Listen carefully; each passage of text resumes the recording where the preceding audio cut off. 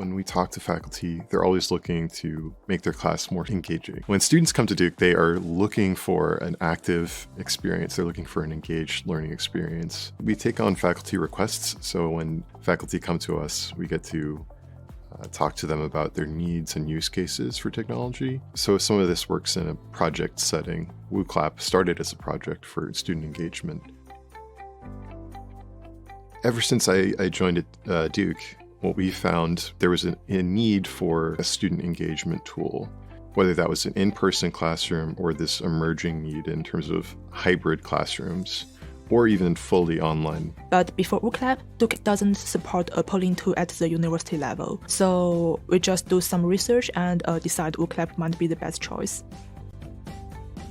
For example, in our orientation last year and this year, we have a faculty panel, and this is an opportunity for incoming students to get to know some of our faculty.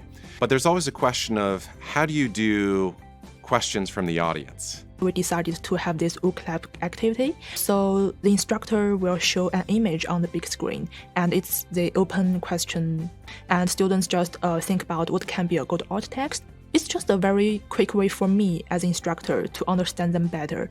And also because the responses are displayed on the big screen, they can also learn about each other.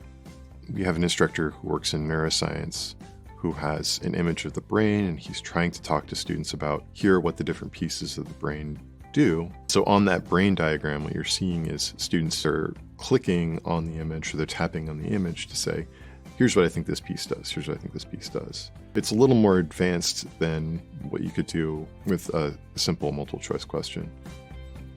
There are a lot of great features on Wooclap, and I feel like I may discover more and more as I use it. I do like the find on the page. They have really a lot of fun kind of engaging, which is not common in a lot of other polling software I found. In my mind, it'd be more about how do I create an active, engaged, collaborative experience. The feature to allow likes, I think this is good because it encourages students to look at each other's responses, take a moment to reflect, and also enhance the community building.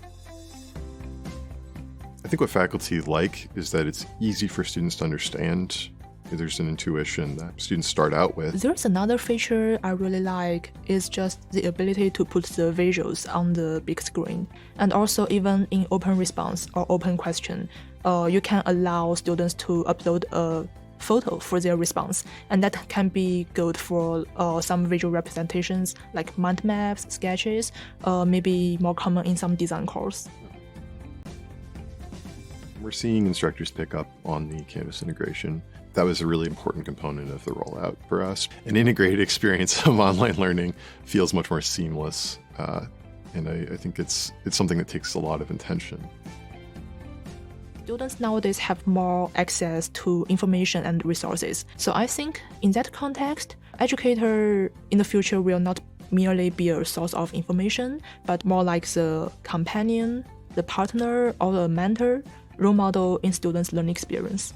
Show what online learning can look like, broaden the horizons of students and what they can expect from a place like Duke. Having a conversation about what is actually effective in the classroom, what is actually something that we can transfer across tools and platforms.